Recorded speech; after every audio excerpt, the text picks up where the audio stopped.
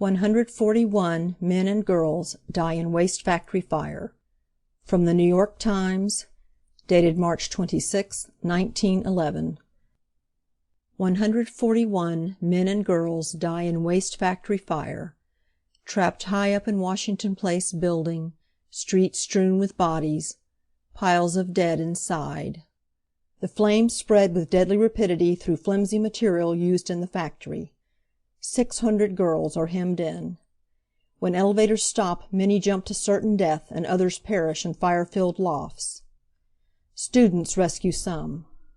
Help them to roof of New York University building, keeping the panic-stricken in check. One man taken out alive. Plunged to bottom of elevator shaft and lived there mid flames for 4 hours.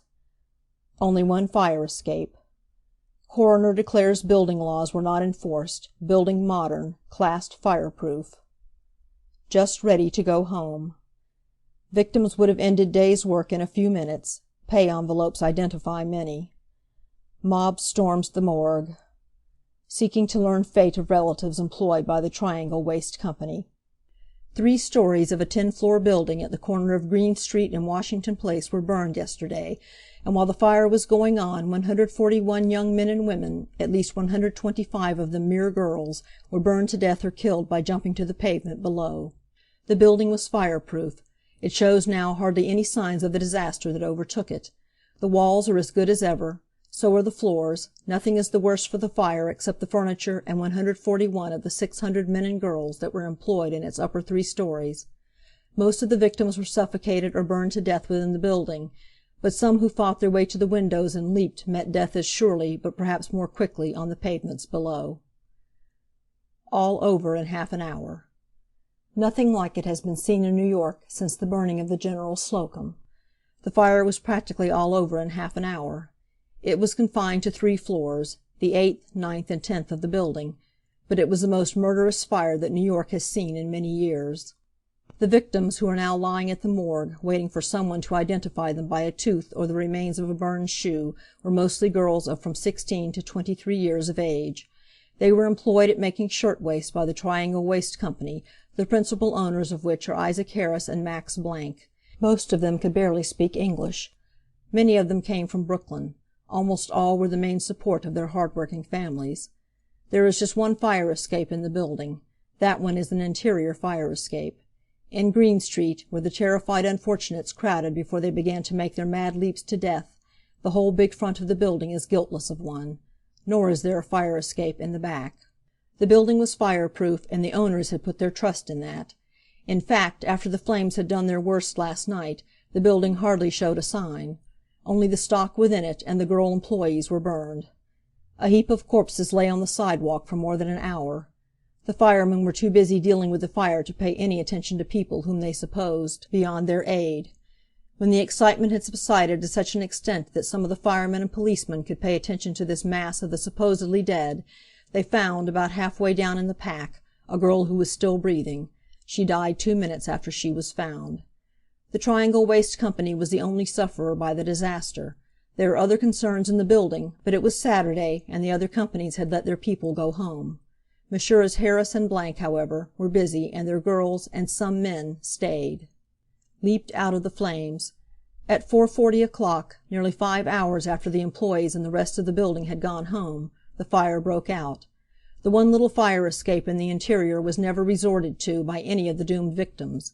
Some of them escaped by running down the stairs, but in a moment or two this avenue was cut off by flame. The girls rushed to the windows and looked down at Green Street, 100 feet below them. Then one poor little creature jumped. There was a plate glass protection over part of the sidewalk, but she crashed through it, wrecking it and breaking her body into 1,000 pieces. Then they all began to drop. The crowd yelled, "Don't jump," but it was jump or be burned, the proof of which is found in the fact that 50 burned bodies were taken from the 9th floor alone. They jumped, they crashed through broken glass, they crushed themselves to death on the sidewalk. Of those who stayed behind it is better to say nothing, except what a veteran policeman said as he gazed at a headless and charred trunk on the Green Street sidewalk hours after the worst cases had been taken out. "I saw the Slocum disaster, but it was nothing to this." "Is it a man or a woman?" asked the reporter. "It's human, that's all you can tell," answered the policeman. It was just a mass of ashes, with blood congealed on what had probably been the neck. Messrs. Harris and Blank were in the building, but they escaped. They carried with them Mr. Blank's children and a governess, and they fled over the roofs. Their employees did not know the way, because they had been in the habit of using the 2 freight elevators, and one of these elevators was not in service when the fire broke out. Found alive after the fire. The first living victim, Hyman Meschel, of 332 East 15th Street, was taken from the ruins 4 hours after the fire was discovered. He was found paralyzed with fear and whimpering like a wounded animal, in the basement, immersed in water to his neck, crouched on the top of a cable drum, and with his head just below the floor of the elevator. Meantime the remains of the dead, it is hardly possible to call them bodies, because that word suggests something human, and there was nothing human about most of these, were being taken in a steady stream to the morgue for identification. First Avenue was lined with the usual curious East Side crowd. 26th Street was impassable. But in the morgue they received the charred remnants with no more emotion than they ever display over anything. Back in Green Street there was another crowd. At midnight it had not decreased in the least. The police were holding it back to the fire lines, and discussing the tragedy in a tone which those seasoned witnesses of death seldom use. "It's the worst thing I ever saw," said one old policeman. Chief Croker said it was an outrage. He spoke bitterly of the way in which the Manufacturers' Association had called a meeting in Wall Street to take measures against his proposal for enforcing better methods of protection for employees in cases of fire. No chance to save victims. 4 alarms were rung in 15 minutes. The first 5 girls who jumped did so before the first engine could respond. That fact may not convey much of a picture to the mind of an unimaginative man, but anybody who has ever seen a fire can get from it some idea of the terrific rapidity with which the flames spread. It may convey some idea, too, to say that 30 bodies clogged the elevator shafts. These dead were all girls. They had made their rush there blindly when they discovered that there was no chance to get out by the fire escape. Then they found that the elevator was as hopeless as anything else, and they fell there in their tracks and died. The Triangle Waste Company employed about 600 women and less than 100 men. One of the saddest features of the thing is the fact that they had almost finished for the day. In 5 minutes more, if the fire had started then, probably not a life would have been lost. Last night District Attorney Whitman started an investigation, not of this disaster alone, but of the whole condition which makes it possible for a fire trap of such a kind to exist. Mr. Whitman's intention is to find out if the present laws cover such cases, and if they do not, to frame laws that will. Girls jumped to sure death. Fire nets proved useless, firemen helpless to save life. The fire, which was first discovered at 4:40 o'clock on the 8th floor of the 10-story building at the corner of Washington Place and Green Street, leaped through the 3 upper stories occupied by the Triangle Waste Company with a sudden rush that left the fire department helpless. How the fire started no one knows. On the 3 upper floors of the building were 600 employees of the Waste Company, 500 of whom were girls. The victims, mostly Italians, Russians, Hungarians, and Germans, were girls and men who had been employed by the firm of Harris and Blank, owners of the Triangle Waste Company, after the strike in which the Jewish girls, formerly employed, had become unionized and had demanded better working conditions. The building had experienced 4 recent fires and had been reported by the fire department to the building department as unsafe on account of the insufficiency of its exits. The building itself was of the modern construction and classed as fireproof. What burned so quickly and disastrously for the victims were shirtwaists, hanging on lines above tiers of workers, sewing machines placed so closely together that there was hardly aisle room for the girls between them, and shirtwaist trimmings and cuttings which littered the floors above the 8th and 9th stories. Girls had begun leaping from the 8th-story windows before the firemen arrived. The firemen had trouble bringing their apparatus into position because of the bodies which strewed the pavement and sidewalks. While more bodies crashed down among them, they worked with desperation to run their ladders into position and to spread fire nets. One fireman, running ahead of a hose wagon, which halted to avoid running over a body, spread a fire net, and 2 more seized hold of it. A girl's body, coming end over end, struck on the side of it, and there was hope for an instant that she would be the first one of the score who had already jumped to be saved. Thousands of people who had crushed in from Broadway and Washington Square, and were screaming with horror at what they saw, watched closely the work with the fire net. 3 other girls, who had leaped for it a moment after the first one, struck it on top of her, and all 4 rolled out and lay still upon the pavement. 5 girls who stood together at a window close to the Green Street corner held their places while a fire ladder was worked toward them, but which stopped at its full length 2 stories lower down.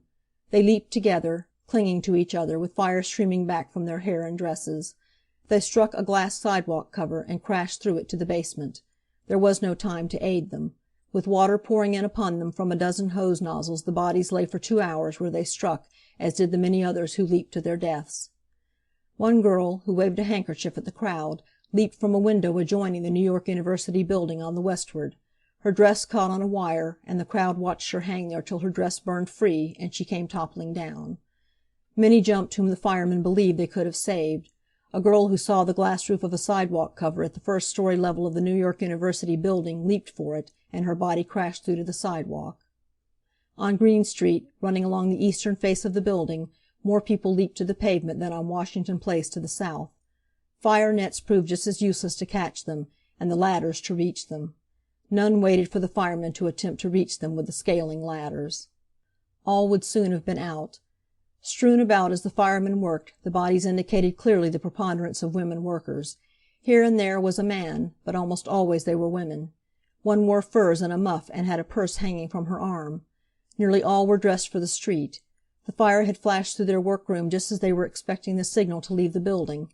In 10 minutes more all would have been out, as many had stopped work in advance of the signal and had started to put on their wraps. What happened inside there were few who could tell with any definiteness. All that those who escaped seemed to remember was that there was a flash of flames, leaping first among the girls in the southeast corner of the 8th floor, and then suddenly over the entire room, spreading through the linens and cottons with which the girls were working. The girls on the 9th floor caught sight of the flames through the windows, up the stairway, and up the elevator shaft. On the 10th floor they got them a moment later, but most of those on that floor escaped by rushing to the roof and then on to the roof of the New York University building, with the assistance of 100 university students who had been dismissed from a 10th-story classroom. There were, in the building, according to the estimates of Fire Chief Croker, about 600 girls and 100 men.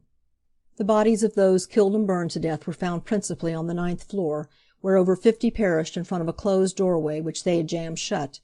In the 2 elevator shafts 30 or more were piled up in the bottom after the elevator had ceased running, at the bottom of a single iron fire escape in the air shaft in the building's rear, and on the fireproof stairways between the 8th and 10 stories, up which the fire from the burning sewing machines on the 8th floor went with a rush of air toward the roof.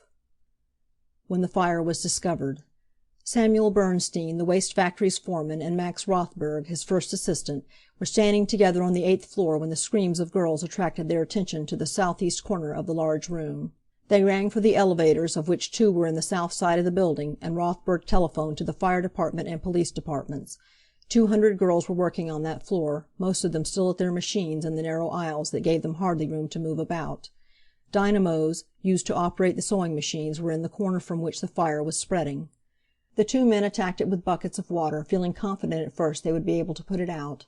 In the meantime the girls, screaming loudly and in a panic, rushed for the elevator shaft and the staircase, where they encountered a closed door. Dora Miller, of 10 Cannon Street, got the door part way open, but it was jammed shut again by the press of people behind her. She struck a glass panel in it with her flats until she had made the hole large enough to climb through, and she escaped. 20 others followed her before the flames reached them, and the rest of those caught on the floor were only discernible as a mass of charred bones when the firemen at last worked their way up the staircase. Bernstein and Rothberg escaped by way of the elevator on its last trip to the floor. Factory owners escape. The 2 partners, Harris and Blank, were both in the building, Harris being on the 9th floor and Blank on the 8th. With Blank, according to a statement of Joseph Zito, an elevator man, were his 2 daughters and a governess. He was telephoning for a taxicab to take them home when the alarm was sounded. Blank told Zito, the latter declares, to keep his elevator running and take out the women first. The 2 passenger elevators, in charge of Zito and another operator named J. Gaspar, made several trips, but never went above the 8th floor, as they found more than enough people surrounding the entrance on that floor each time they reached it. One of the men, which one was not made clear in the various versions of the affair offered, deserted his elevator and ran away crying "Fire" as he ran. Max Steinberg, a New York University law student, saw him running through Washington Place, and at the same time saw a girl leap from an 8th-story window. He pulled a fire alarm box in Washington Square East and then ran to the building, where he entered the deserted elevator and ran it for 4 more trips before the heating of the cables put it out of commission. Trapped on the 9th floor. On the 9th story, which like the 8th was filled with sewing machines and was used for cutting and sewing shirtwaists, the girls fared worse than those on the floor below. They crowded about the elevator shaft, but no cars responded to their frantic ringing of the bell. Time after time they saw the cars approach, only to be filled at the 8th and go down again. Girls who rushed to the staircase were met with flames which bore them down before they could retreat. Those who reached the windows and waited there for firemen saw the ladders swing in against the building 2 stories below them. The one little iron fire escape, leading from a rear window, was pitiably inadequate, and it was from this floor that most of those came who fell like paper dolls, end over end, to the pavement. There were about 20 men on the 9th floor. Calmer than the girls, they lined the southerly tier of windows first and tried to force the girls back to prevent them from jumping. Several girls were dragged back after they had reached the window sills, and some they induced to lift themselves in again after they had climbed outside and were clinging only with their hands. Zito, the elevator man, said that on his last trip down he could hear the thud of bodies striking the roof of his car as women jumped from the 9th floor after giving up hope that he would reach them. He heard the rattle of silver from their pay envelopes as it came through the iron grating into the car. The loss on this floor was not known to the firemen and police until nearly 7 o'clock, when Deputy Fire Chief Binns reached it on the concrete stairway, which remained perfectly solid and unharmed. Binns found the bodies of 50 or more women, those who had not been burned beyond recognition seeming to be mere girls. They were lying in heaps upon the floor, as if they had huddled together near the stairway and the elevator shaft, and had been overtaken there by the flames. Money from the pay envelopes was strewn about close to them. The 10th floor was the only one on which men were employed in any numbers. On this floor was the packing room, where the finished shirtwaists were prepared for shipment, and the show-room, where customers were made welcome. Students saved some lives. The men and women on this floor rushed for the roof.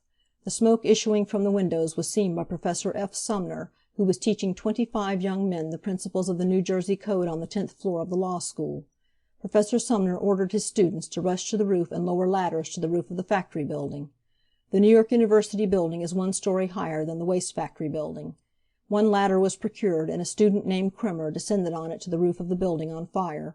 Another student at the top of the ladder grasped the women as they climbed toward the top, while Krimmer kept them from blocking the bottom rungs.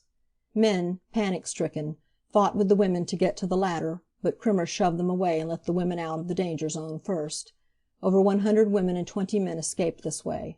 Another 100 reached a building north of the burning one, whose roof was only 5 feet higher and could be reached without a ladder. How many reached the streets through the stairways nobody knew, as they were foreigners who spoke little English and fled for their homes in the Lower East Side as soon as they gained the sidewalk. The task of the police and firemen outside the building was hardly started before the fire had caused its full damage and loss of life. The 3 burned stories, after it was all over and fire department searchlights played upon them, were seen to be wholly intact, except for their wooden window trim and wooden floor coverings.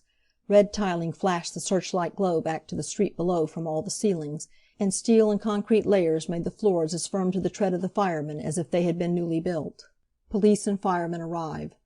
The call to the police reached headquarters over the telephone in a brief message that said girls were jumping from the Triangle Waste Company windows. The police were familiar with the place, as it had played a center role in the opening phases of the shirtwaist strike.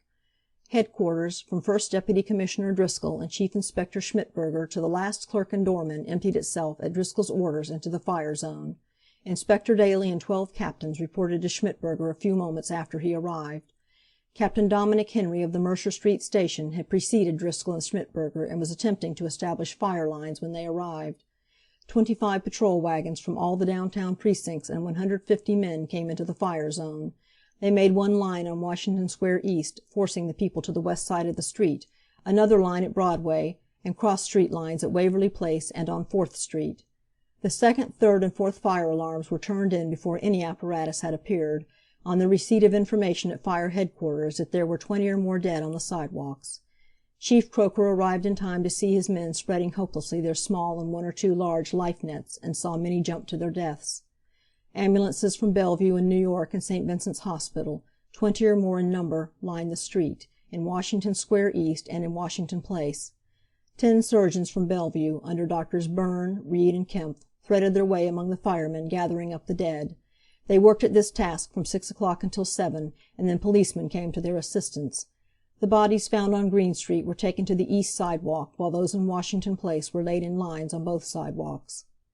Tarpaulins, laid over them, protected them somewhat from the deluge of water which, pouring from the high-pressure towers like a miniature Niagara, flowed down the side of the building and into foot-deep flood along the pavement.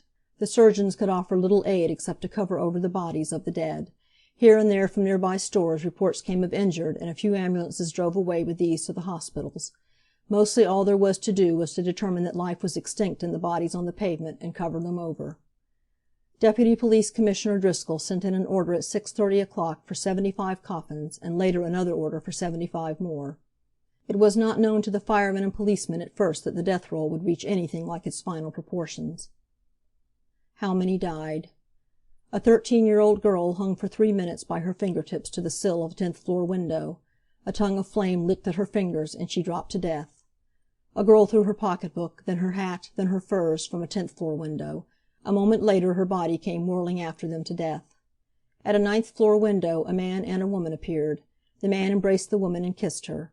Then he hurled her to the street and jumped. Both were killed. 5 girls smashed a pane of glass, dropped in a struggling tangle, and were crushed into a shapeless mass.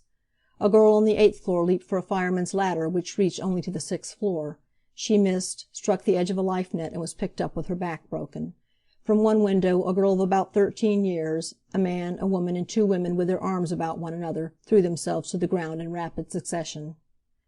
The little girl was whirled to the New York hospital in an ambulance. She screamed as the driver and a policeman lifted her into the hallway. A surgeon came out, took one look at her face, and touched his hand to her wrist. "She is dead," he said. One girl jumped into a horse blanket held by firemen and policemen. The blanket ripped like cheesecloth, and her body was mangled almost beyond recognition. Another dropped into a tarpaulin held by 3 men. Her weight tore it from their grasp, and she struck the street, breaking almost every bone in her body. Almost at the same moment a man somersaulted down upon the shoulder of a policeman holding the tarpaulin. He glanced off, struck the sidewalk, and was picked up dead. Chief Croker thought at first it would not go over 25. Then he placed the number at 65, the total on the streets, and reported from the inside.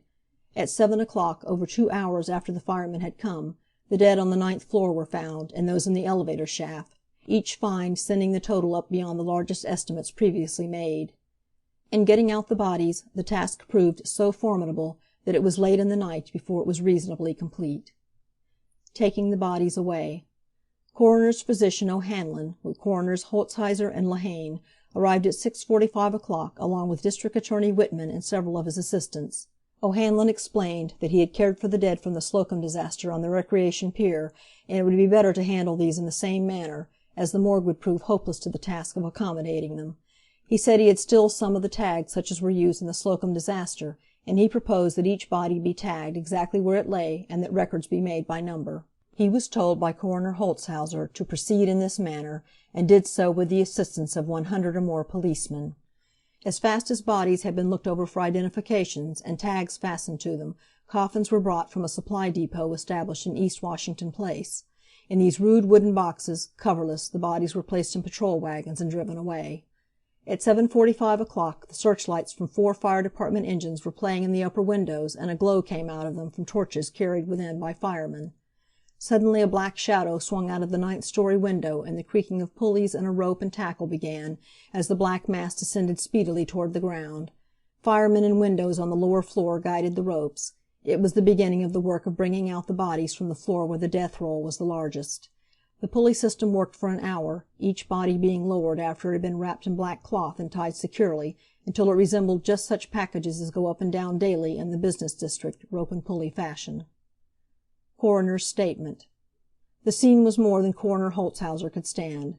Sobbing like a child, the coroner, who was first to open the fireplace where Ruth Wheeler's body was incinerated in the Walter flat, said that scene was easy to stand compared with this.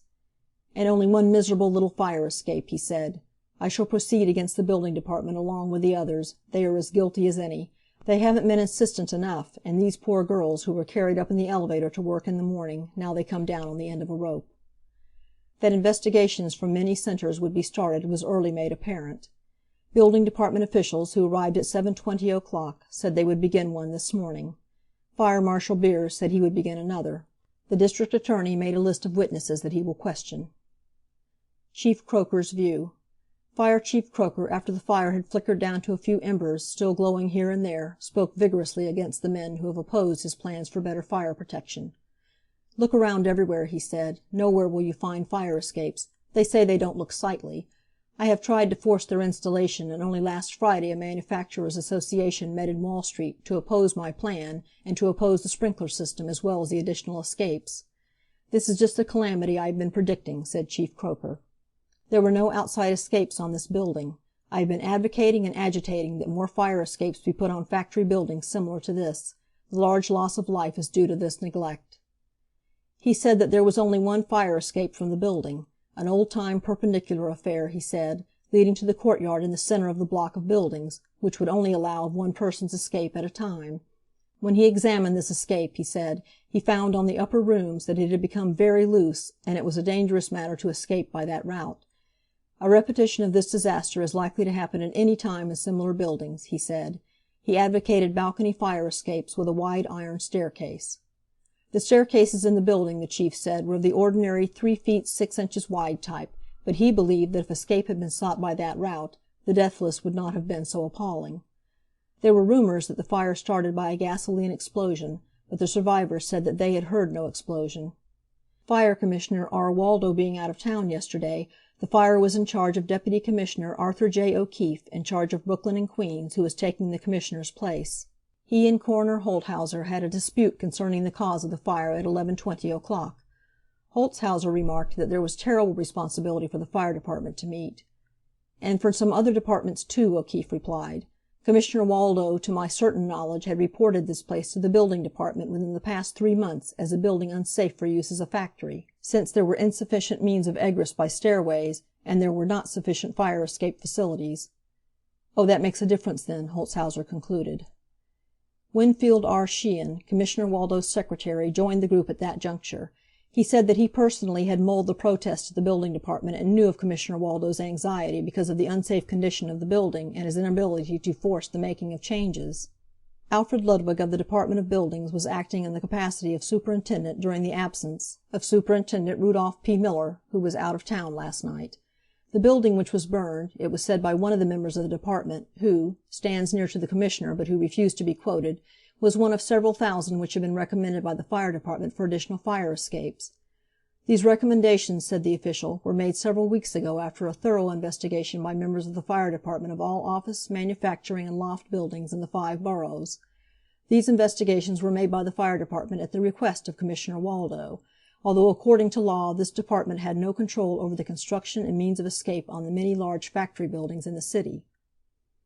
There was not one building in the city which escaped the eyes of the fire department, each place being investigated by the foreman of the engine company in the district in which it was situated. The investigation lasted weeks, and after a report had been made to the commissioner, it was forwarded to the building or the tenement house department. Many of the recommendations which were made by the commissioner were at once attended to, but this one seems to have been neglected. Fire chiefs and others connected with the department seemed to believe that the large loss of life could have been avoided had the operators not become panic-stricken. The work of the elevator men was spoken of by members of the department with praise, who seemed to think had they not kept their heads the total loss of life might have been doubled. The building, Chief Croker said, was all that could be wished for in the way of fireproof construction.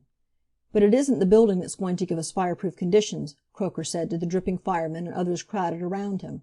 "The lesson of the fire is that a building is just as fireproof as the stuff within it. Fireproof walls, fireproof floors, and fireproof stairways.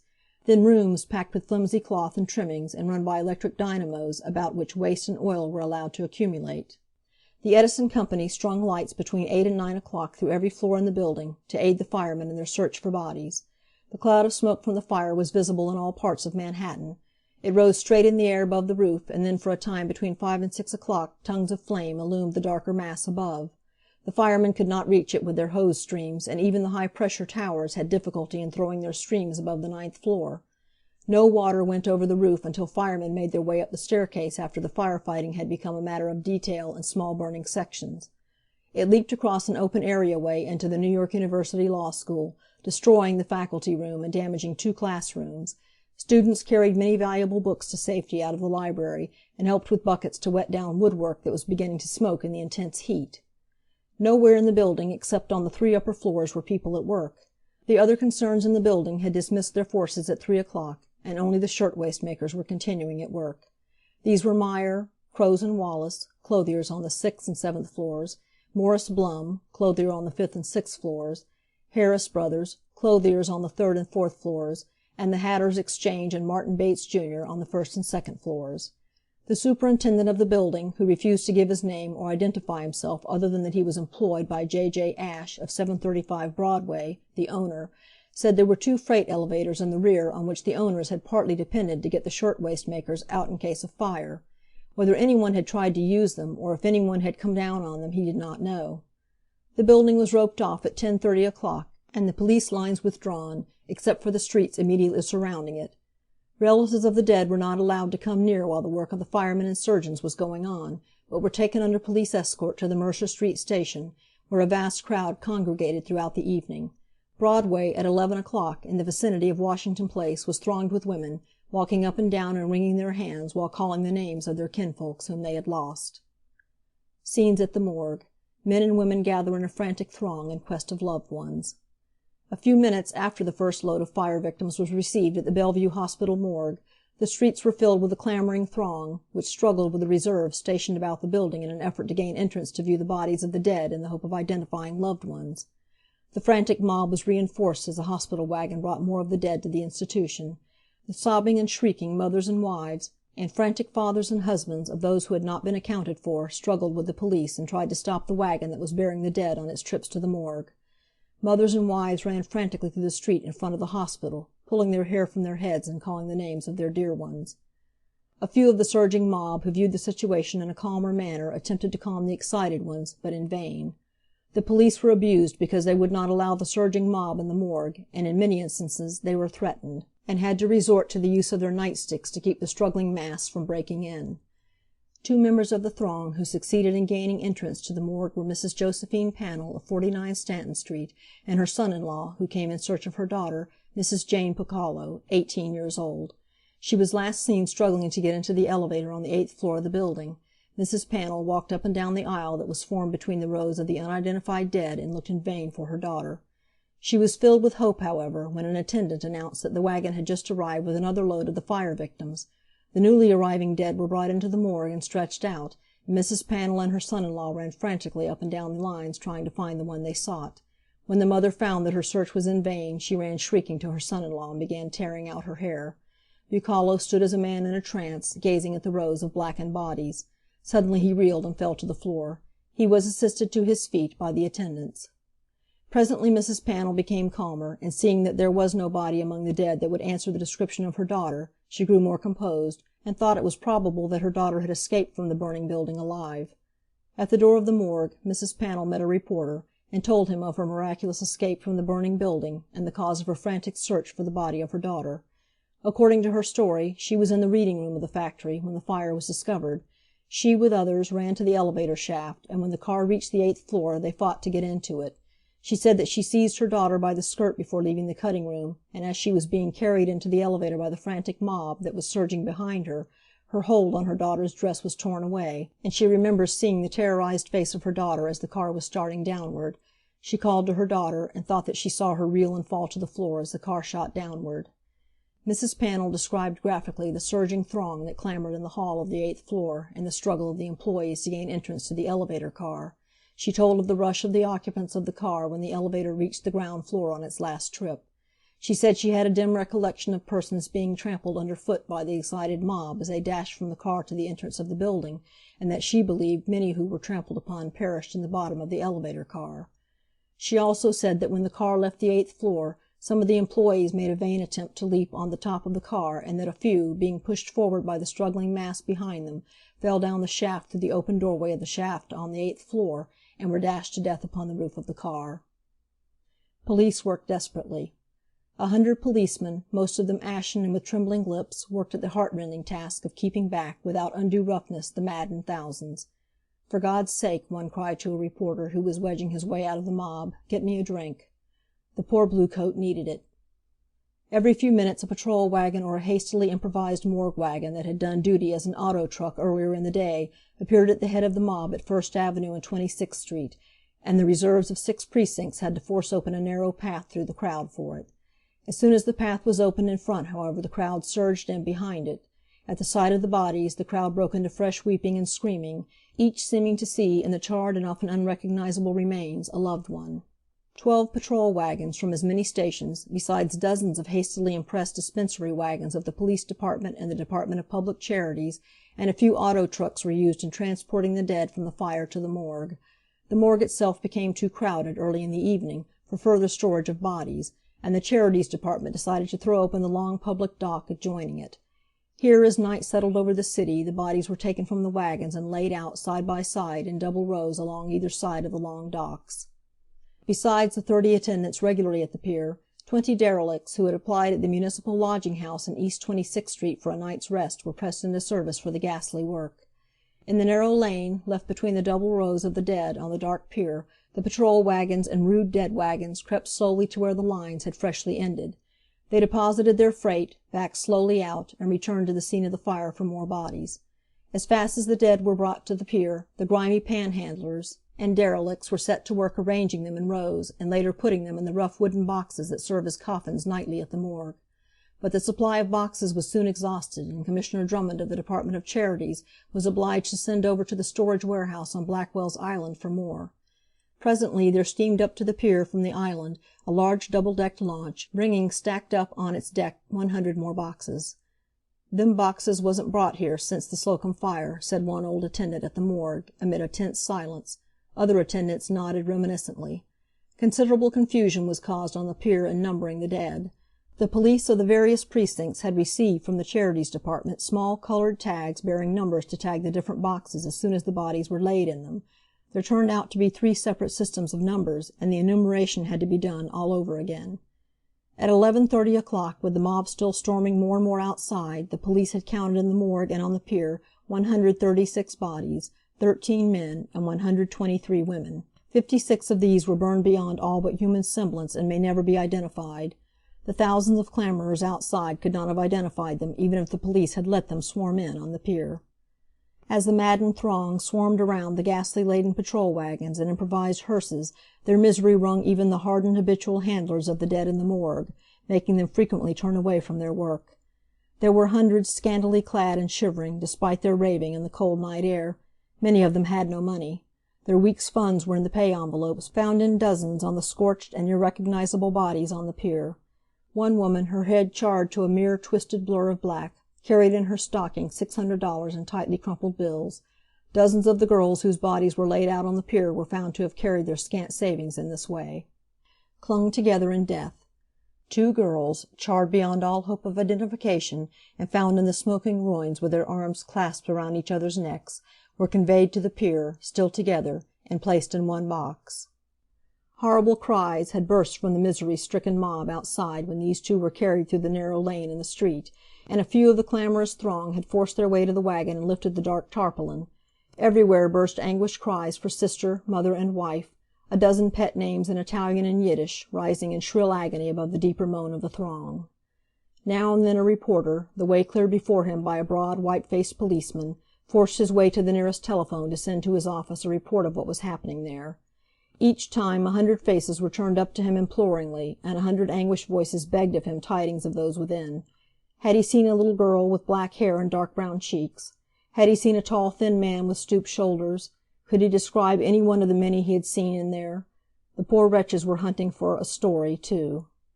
Piteously they pleaded with the policeman to let them, only them, pass, so that they might see whether their loved ones were on the pier. They would only look around, one short glance, and come straight out. The policemen, struggling with their own emotions more roughly than with the crowd, could only put them off. Presently, they said, in a very little while now, they would let them all in. When finally the pleadings and struggles of the anguish-racked multitude bade fair to drive them through all lines in a hungry swarm over the pier and into the morgue, Inspector Walsh, Captain Cray of the East 35th Street Station, Commissioner Drummond, his deputy, Frank J. Goodwin, and coroner's physicians Weston and O'Hanlon held a hurried consultation behind the barred doors of the morgue. They decided to number each body anew, to make sure of the count, to turn over the valuables or money found with the bodies to Lieutenant Sullivan for safe keeping, and then to let the throng, in small parties, into the place. As soon as a body was identified they would place the lid on the coffin and remove it to one side. The mere announcement, spreading through the crowd outside, that the police would let them through and open the doors at midnight, threw the mob into a wild hysteria of almost joy. Several women had to be taken to Bellevue for treatment, laughing and crying and struggling all the way. Inside, as they heard the savage cries of the mob, they sickened and paled at the thought of what would follow when the doors were opened.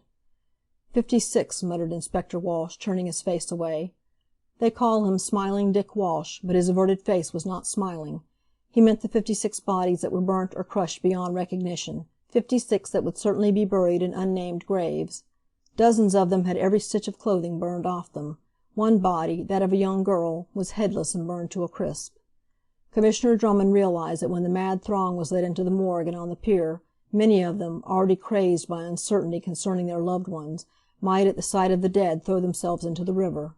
He therefore ordered that every opening in the morgue building and on the covered pier be boarded up at once, and that no space should be left which would permit the passage of a body. At midnight, by order of Captain Gray, the door of the morgue was opened for a brief moment, and the foremost of the surging mob outside, to the number of 15, was allowed to enter.